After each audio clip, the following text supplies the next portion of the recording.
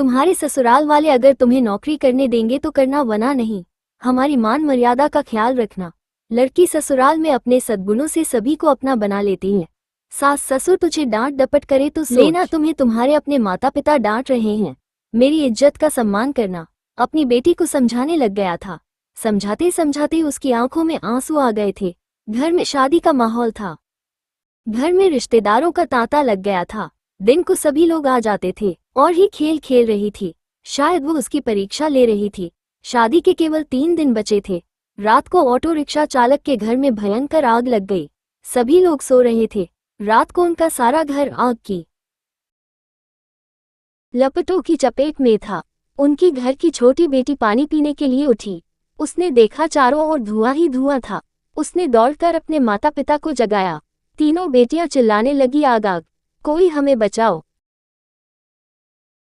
पिछली बालकनी से जाकर एक डंडे के सहारे बालकनी से निकलने की कोशिश की। घर के सभी सदस्य बाल बाल बचे, लेकिन घर का सारा सामान आग की लपटों में खाक हो गया था।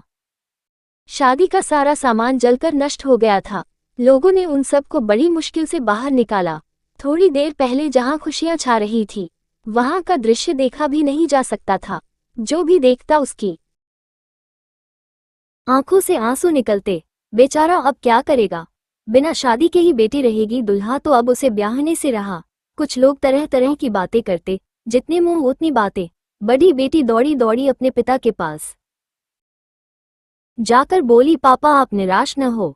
आपने इतनी मेहनत से मेरी शादी के लिए रुपया जोड़ा था। पापा आप जरा भी चिंता मत करो, मेरी किस्मत में यही लिखा था। आप निराश न हो। मुश्किल की इस घड़ी में हमें कमजोर नहीं पड़ना है। मैं आपका बेटा नहीं हूं तो क्या हुआ। आपने बेटों की तरह हमारी परवरिश में कोई कमी नहीं रखी। हम तीनों बहनों को वो सब कुछ दिया जो आपसे बन पड़ा।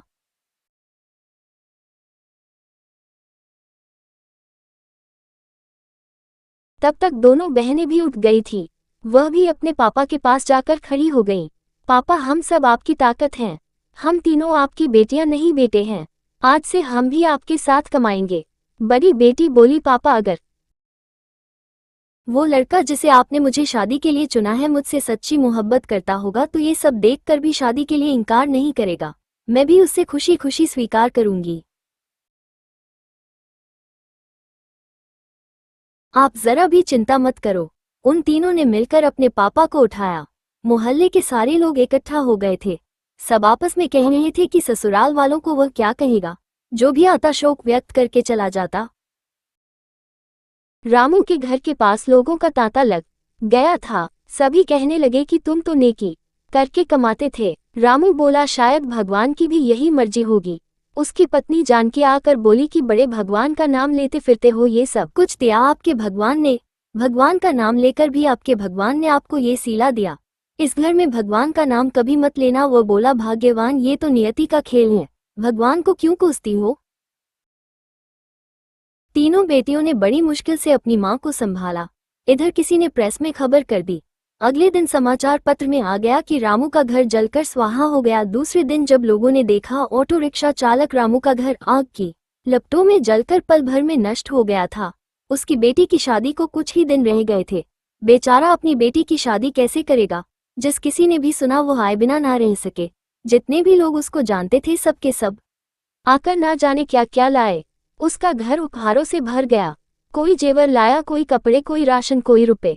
जिन सभी नेताओं ने सुना सभी ने रामू की सहायता की। वह था ही इतना नेक इंसान। उसकी बेटी की शादी को भला कोई क्यों नहीं आता। शाम तक उसके घर में ना जाने कितने रुपए इकट्ठे हो चुके थे।